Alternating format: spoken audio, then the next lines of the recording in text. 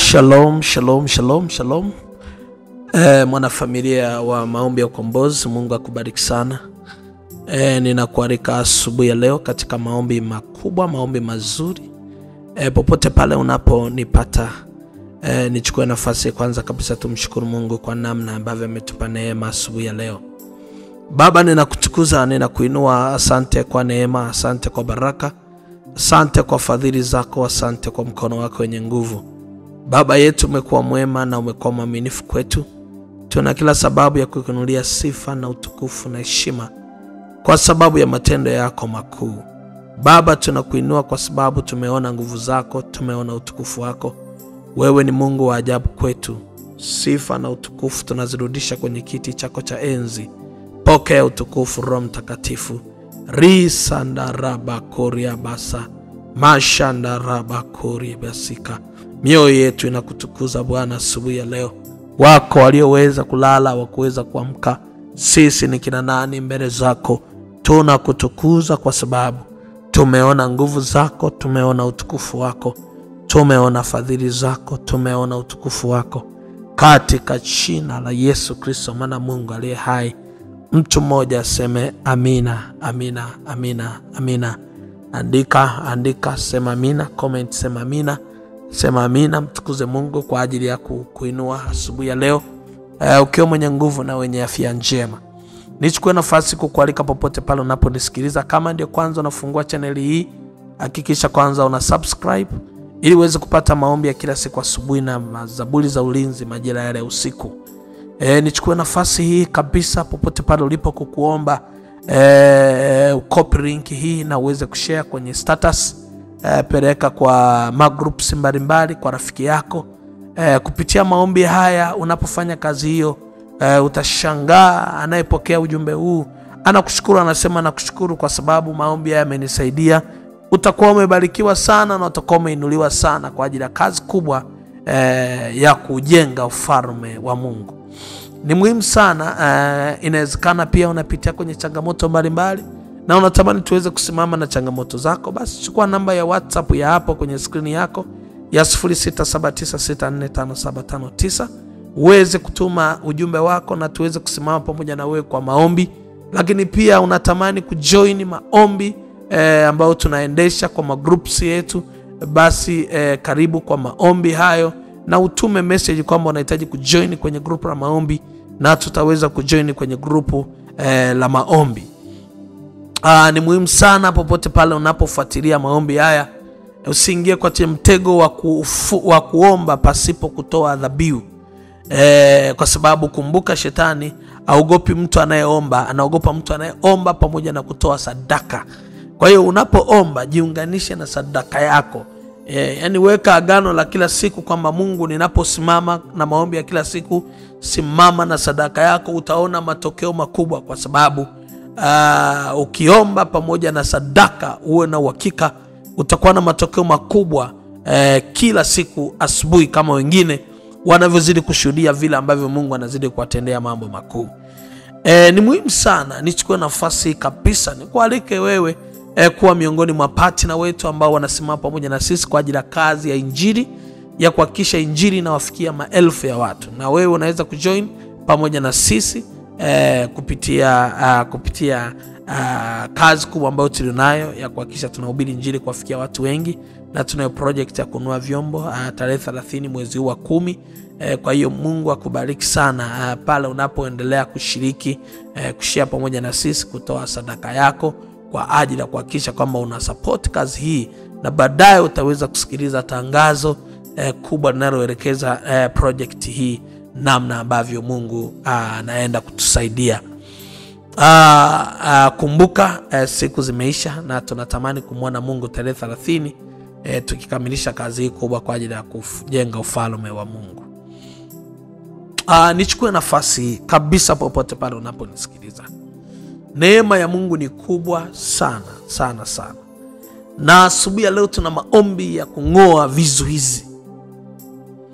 Tunapozungumza vizuizi, tunamaanisha ni kile kinachokuzuia wewe usiende kwenye ndoto zako ambazo Mungu amekusudia. Watu wengi wana ndoto nyingi na wanatamani kwenda mahali pakubwa, lakini wanaishia njiani. Watu wengi wanatamani kwenda kwenye utukufu mkubwa, lakini hawafiki kwenye ule utukufu. Watu wengi wanatamani kwenda mbali zaidi, lakini hawajui wanafikaje hapo. Na hapa ndipo kwenye siri kubwa sana ya kuhakikisha unashughulikia vizuizi katika ulimwengu wa roho.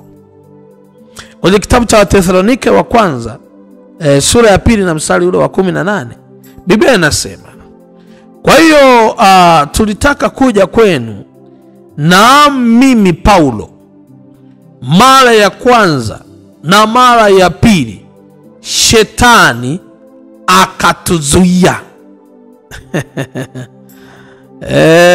Glory to Jesus. Naomba nirudie Wathesalonika wa kwanza 2:18 ya kwamba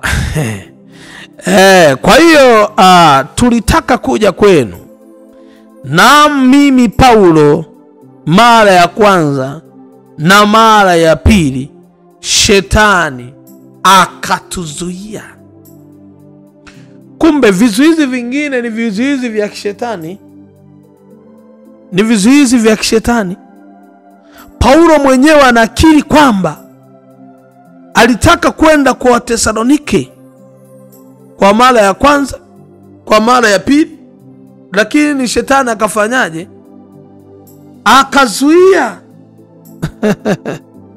Naweza kuona kwa maana yake kuna vizuizi vya kishetani. Unataka kwenda mahali, unataka kufikia ndoto fulani, unataka kufikia utukufu fulani, lakini unazuiliwa. Kuna mtu hapa ulitakiwa kuwa umeshaolewa lakini umezuiliwa. Kuna mtu ulitakiwa kuwa umeshazaa lakini umezuiliwa.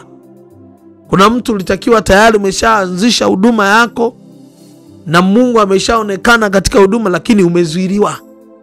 Kuna mtu ulitakiwa kuwa mfanyabiashara mkubwa, lakini umezuiliwa. Unafanya biashara unapata hasara.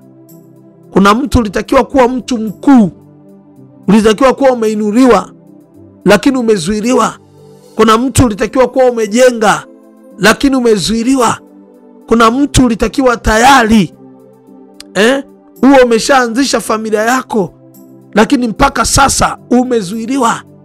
Kuna mtu tayari nasema na wewe ulitakiwa kuwa tayari umepiga hatua ya kimaendeleo. Haleluya. Ile project yako ilitakiwa kuwa tayari imeanza, lakini umezuiliwa. Kuna vizuizi vikubwa katika ulimwengu wa roho. Hapa anazungumza, anasema shetani akatuzuia. Shetani na mawakala wake kazi yao ni kuzuia. Haleluya, glory. Shetani akafanyaje? Akatuzuia. Lazima ifike mahali uingie kwenye maombi makubwa ya kuvunja roho ya vizuizi, na ndio tunataka tuombe asubuhi ya leo.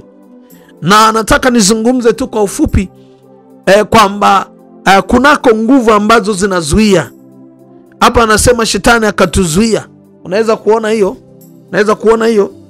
Sasa nataka nikutajie angalau vizuizi kadhaa kidogo ambavyo vinafanya kazi kwenye ulimwengu wa roho. Kuna watu ambao mnazuiliwa na mizimu ya kwenu, roho ya mizimu. Ile mizimu ya kwenu umeona inakuzuia. Inakuzuia wewe usiende kwenye hatima, kwa sababu kuna maagano yalifanyika nyumbani kwenu ya kwamba watu hawa hawataki kufika hapa, watu hawa hawataki kuolewa, watu hawa hawataki kufanikiwa. Ni mizimu ya nyumbani kwenu inakuzuia. Unaona?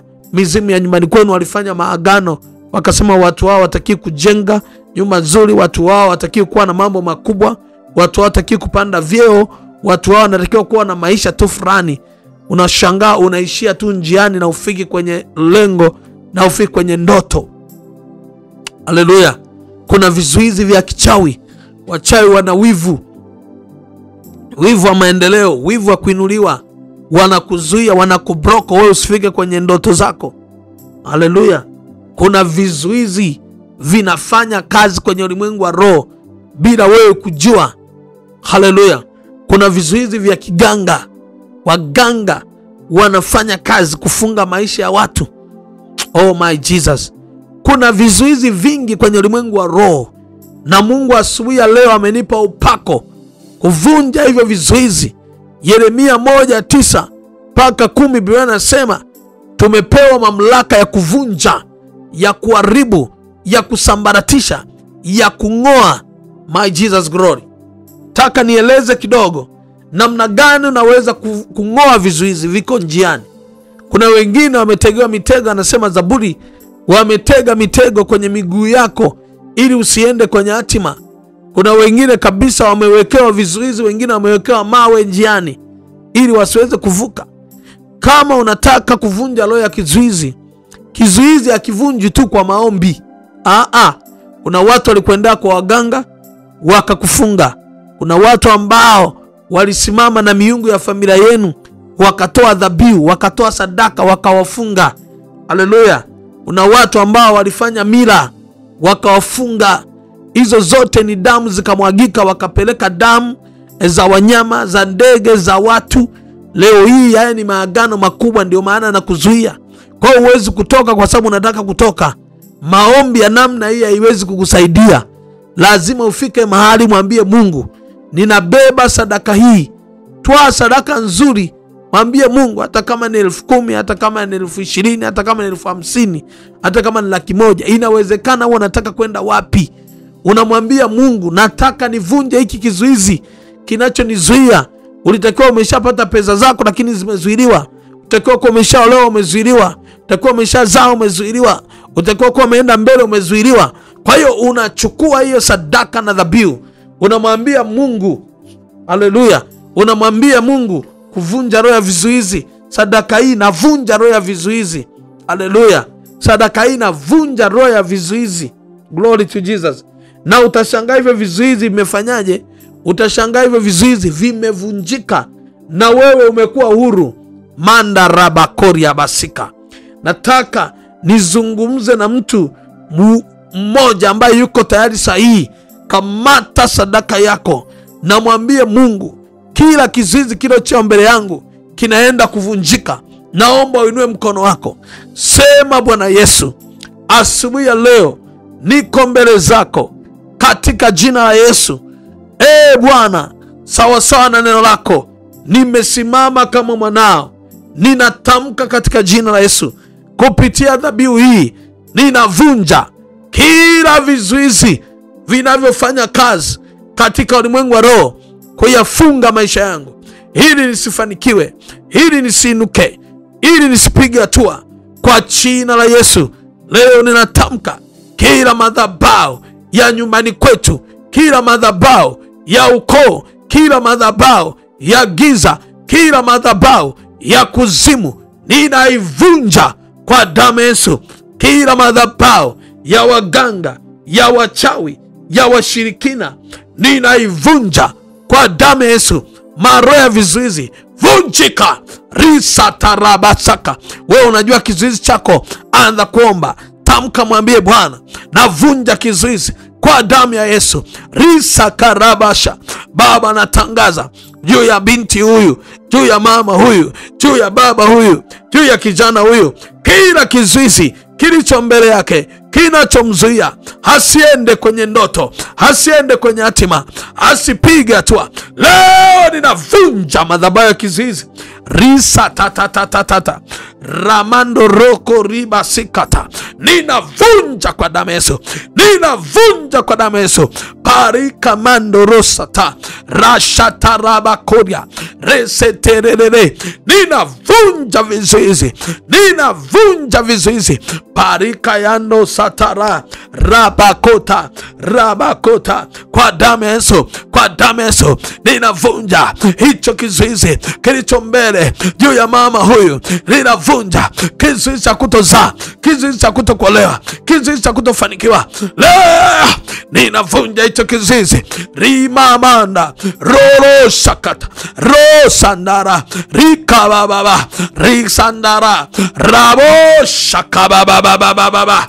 Ninapaswa hicho kizizi, ninakivunja hicho kizizi, ninakivunja hicho kizizi. Ramato sata rikababasa roshatara ratatatasa reseterere rosataraba risatata ratatasa ratasata voncheka voncheka voncheka hicho kizizi voncheka kimekamera yako voncheka arebeka acha mama huyo acha baba huyo katika jina la Yesu Kristo mwana Mungu aliye hai. Inua mkono, sema baba yangu, baba yangu, natamka kupitia sadaka hii, ninaenda kwenye ndoto zangu, naenda kwenye baraka yangu, naenda kwenye mafanikio yangu. Asubuhi ya leo ninapenya kimafanikio, ninapenya kihuduma,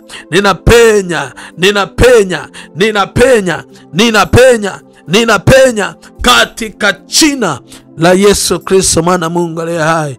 Asante Roho Mtakatifu, asante Bwana Yesu. Baba, pokea sifa, pokea utukufu katika jina la Yesu Kristo mwana Mungu aliye hai. Sema amina. Chukua namba ya simu ya 0756939993, panda dhabihu yako ya kuvunja vizuizi na utamuona Mungu kwa namna isiyokuwa kawaida. Asubuhi ya leo nenda ukafanikiwe, nenda ukabarikiwe, nenda ukainuliwe katika jina la Yesu Kristo. Naomba usikilize tangazo hili, na tarehe 30 Mungu akutie nguvu, usimame kwa ajili ya kazi hii. Na kutakia neema nzuri asubuhi ya leo. Shalom shalom shalom.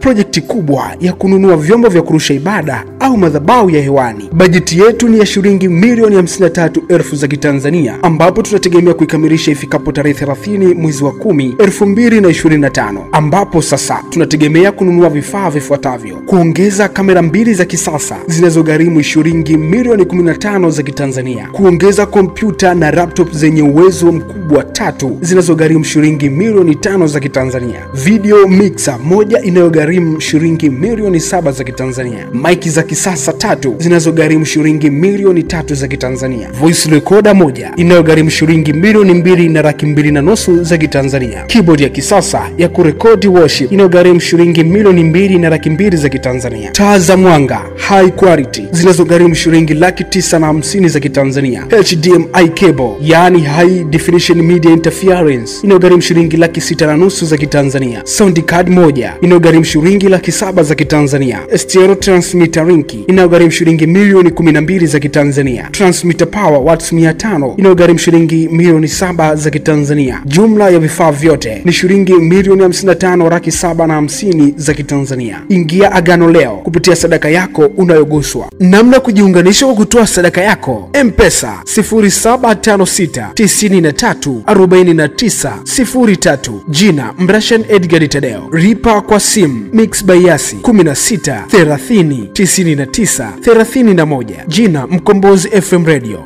NMB account 2401001119, jina The Gate to Redemption International Ministry. Na Mungu akubariki.